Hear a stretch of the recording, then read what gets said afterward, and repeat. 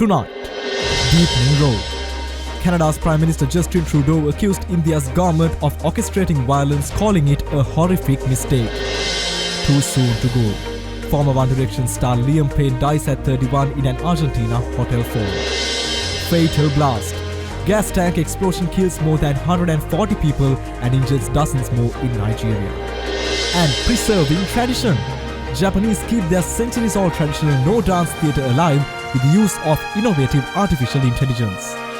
All that and more as World News Tonight starts right now.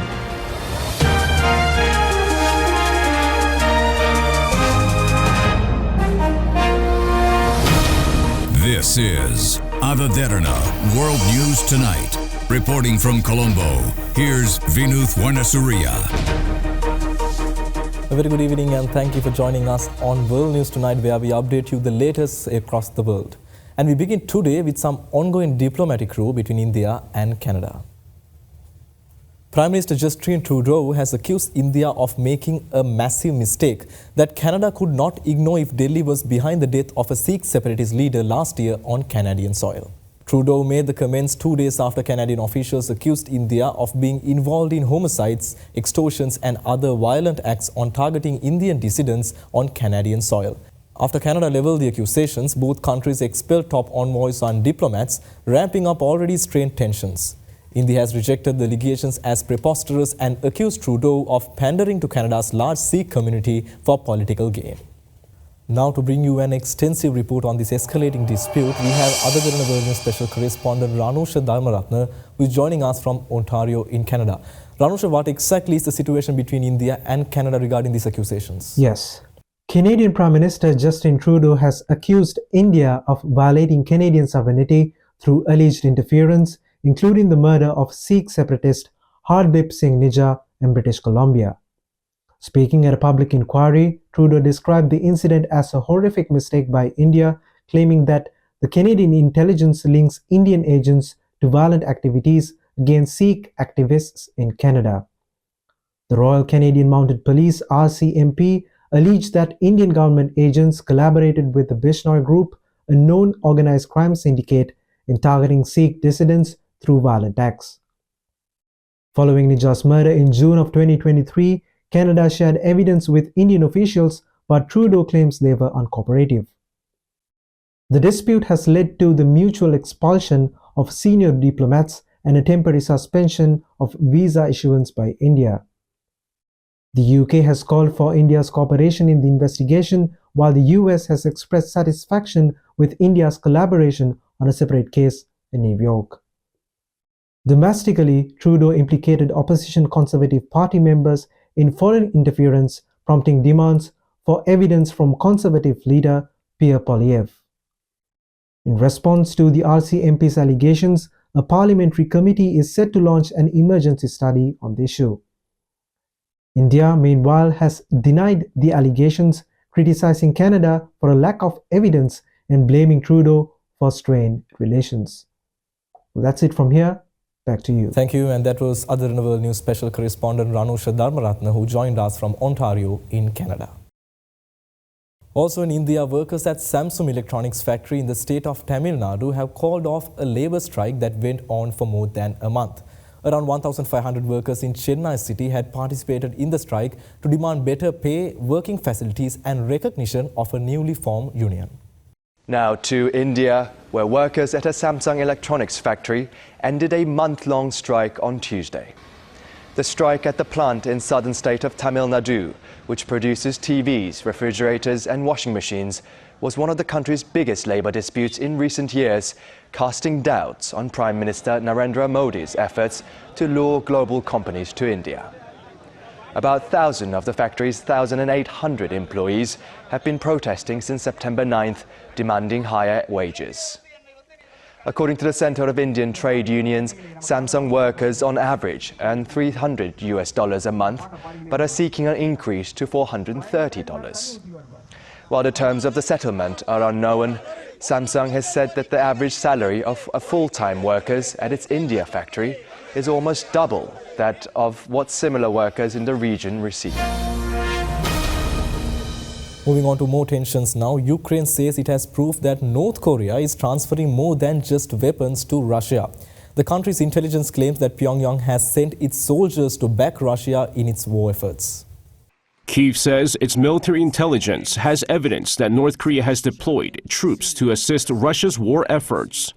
According to Ukrainian President Vladimir Zelensky at a parliamentary address on Wednesday, its intelligence has observed not just the transfer of weapons from North Korea to Russia, but also the transfer of individuals. Zelensky says the North Koreans are workers sent to Russian factories to replace those killed in the war, as well as personnel for the Russian army. Amid earlier reports that some 3,000 North Korean soldiers have been deployed to Russia, Ukraine's military intelligence told the Kyiv Post on Wednesday that 10,000 North Korean infantry soldiers are undergoing training in Russia's Far East. It added that the troops are being prepared for deployment to border areas near Ukraine and for the rotation of Russian troops. Kyiv's military intelligence says Russia is struggling with a significant manpower shortage on the front lines, prompting North Korea, a key ally of Russia, to step in to provide large-scale support, not only with weapons, but also personnel. Russia, however, seems to be avoiding any direct response to the allegation that Pyongyang has been supplying Moscow with personnel. According to Russian Foreign Ministry spokesperson Maria Zakharova on Wednesday, it's irrelevant who is involved in the special military operation, adding that it is information only Russia's defense ministry will have. Meanwhile, Washington expressed great concerns over growing military ties between North Korea and Russia after Russian President Vladimir Putin earlier this week put forth a motion to ratify the Comprehensive Strategic Partnership Treaty with Pyongyang. U.S. State Department spokesperson Matthew Miller said the U.S. continues to have great concerns about the growing security relationship between Russia and North Korea. Defense trilateral talks between South Korea, the United States and Japan took place today in Seoul to better deal with continued threats and provocations from North Korea. South Korea's Deputy Minister for National Defense Policy, Ryu Jae-sung, and his U.S. and Japanese counterparts, Kelly McSamon and Satoshi Maeda, met on Friday and discussed ways to better counter North Korea's nuclear and missile threats. The three sides strongly condemned North Korea's 2 nuclear tests and numerous ballistic missile launches this year, and vowed to strictly enforce the recent UN Security Council resolution against the North. The allies called on the regime to immediately halt its provocations and abide by international rules. They also discussed a wide array of regional defense issues and the possibility of a North Korean provocation in the near future aimed at taking advantage of the domestic turmoil in South Korea and the political transition in the United States. Separate bilateral talks were also held on the sidelines before the main trilateral meeting. Ryu and his Japanese counterpart discussed the recent Seoul-Japan Military Intelligence Sharing Pact in November, and during the talks, the two allies held their first exchange of information regarding North Korea's threats. Meanwhile, the talks between Ryu and Maximin mainly focused on the transfer of wartime operation control and the deployment of the U.S. THAAD advanced missile defense system to the Korean Peninsula. Well, let's take a short commercial break. More world news on the other side.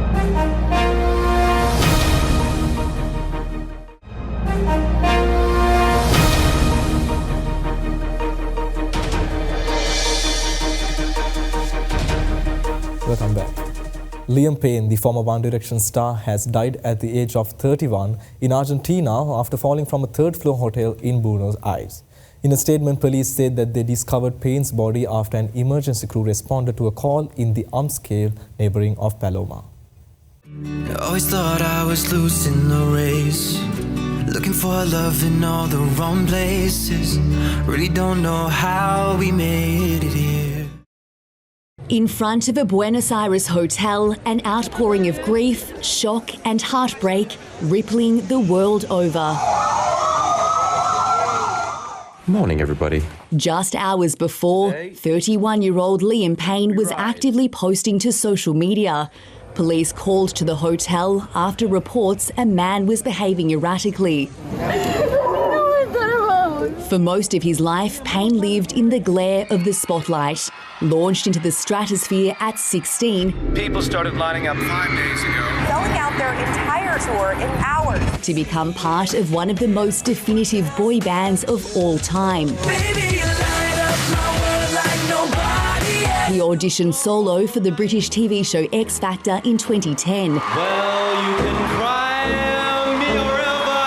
and was famously teamed with Harry Styles, Niall Horan, Louis Tomlinson and Zayn Malik to form the pop phenomenon One Direction. Just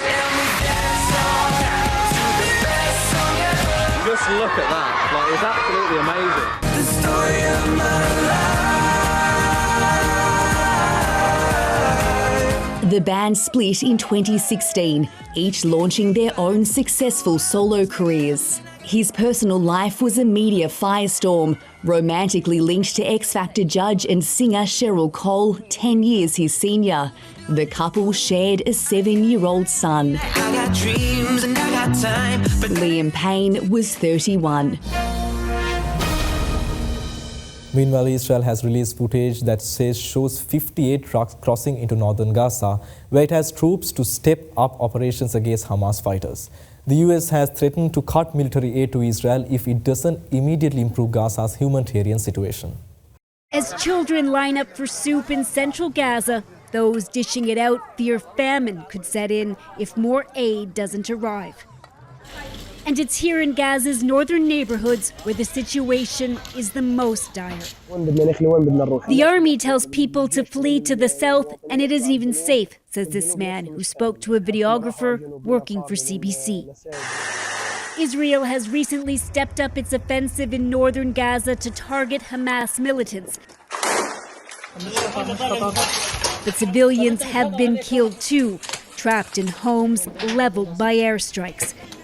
And no food aid trucks arrived in the area this month until Monday. That is extremely concerning. Jonathan Cricks is with UNICEF and was recently in Gaza. In a statement, Canada said the increasingly dire humanitarian situation is unacceptable.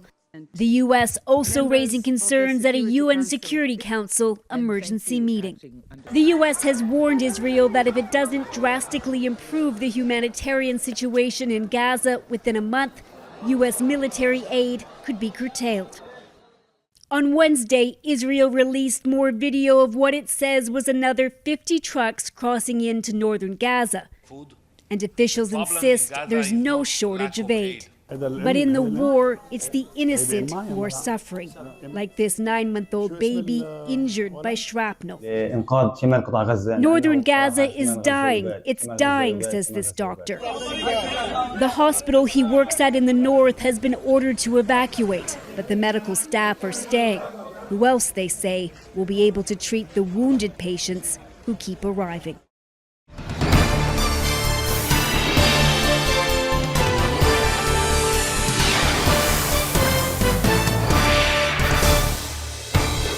On the road to the White House tonight, tech billionaire Elon Musk has stepped up efforts to help return Donald Trump to the White House with donations of around $75 million in just 3 months to his own political action committee in support of the former president. Now, according to Federal Election Commission filings on Tuesday, Elon Musk's America PAC had already spent some $72 million from July to September to support Donald Trump's re-election bid. The world's richest man endorsed Trump in July before making an appearance at a rally in Pennsylvania earlier this month. The Tesla and SpaceX CEO, who also owns X, reportedly also plays an active role in campaign strategy and speaks several times a week with the former president.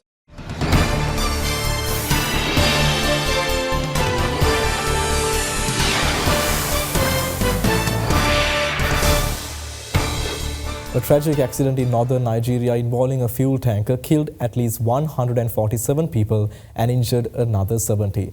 A local police spokesperson said that the tanker somersaulted after the driver lost control and spilled fuel into a drainage ditch, and that explosion took place as village residents rushed to collect fuel.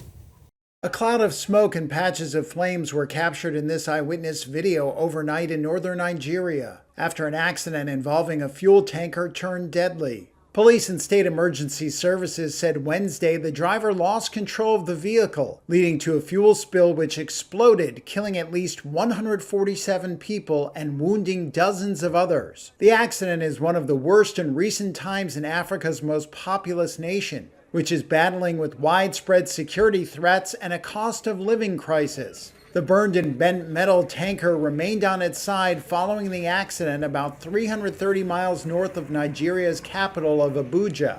A mass burial was held for the dead on Wednesday.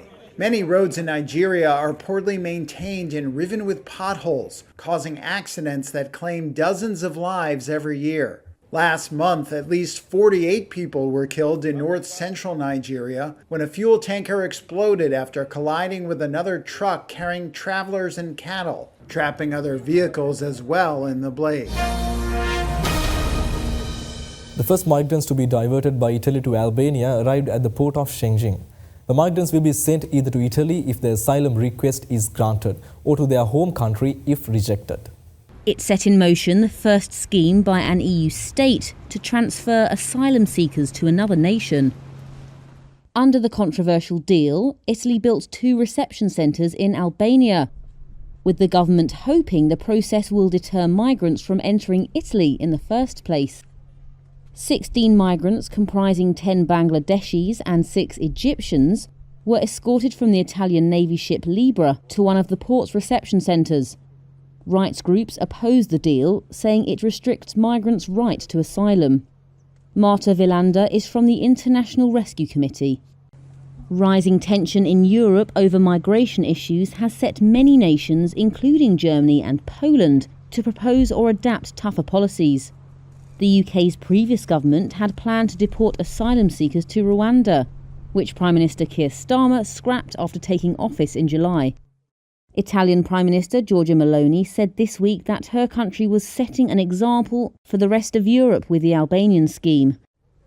But a small group of Albanian human rights protesters demonstrated against the new scheme, saying it ends their belief that Europe is a place of democracy, of values, of human rights. The migrants will be sent either to Italy if their asylum request is granted, or to their home country if rejected. Amazon has followed in the footsteps of Google and Microsoft in announcing new deals with the nuclear power providers. A new era is on the world's doorstep. The International Energy Agency expects global demand for oil will peak before the end of this decade. The IEA forecasts that if countries around the world move along stated policies, global oil demand will rise for a few more years before coming back down to the current level by the mid-2030s. A major driving force for the transition is the transport sector. Industry, air conditioning and data centres linked to the surge of artificial intelligence are also behind the growing thirst for power. The agency suggests that surplus supplies of fossil fuels could help finance the energy transition. However, the current geopolitical tensions are a serious concern, as about 20% of global oil and liquefied natural gas passes through the Strait of Hormuz. With nearly $2 trillion in investments flowing into clean energy projects each year, renewables are entering the energy system at an unprecedented rate. Together with nuclear power, low-emissions sources are set to generate more than half of the world's electricity before 2030, with a power generation capacity of 10,000 gigawatts. While it is enough to push coal-fired generation into decline, demand for electricity is set to outpace growth in clean power generation in the near term, meaning coal power use will decrease more slowly than previously expected. Let's go for a short commercial break. More world news coming on the other side. Stay tuned.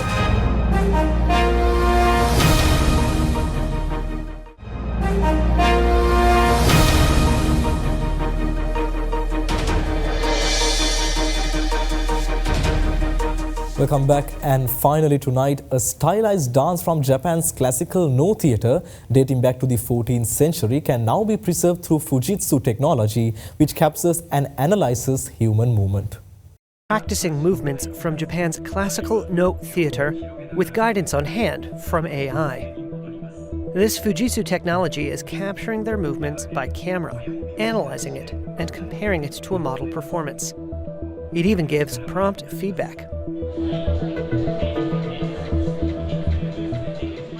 Takashi Ishikawa, a high school teacher, visited the Fujitsu booth at a trade show near Tokyo. No theater dates back to the 14th century. It involves stylized movements made by actors in masks and elaborate costumes. Hidenori Fujiwara, head of the Human Digital Twin Division at Fujitsu, said Japan's shrinking population has put traditional culture at risk, but the technology could help.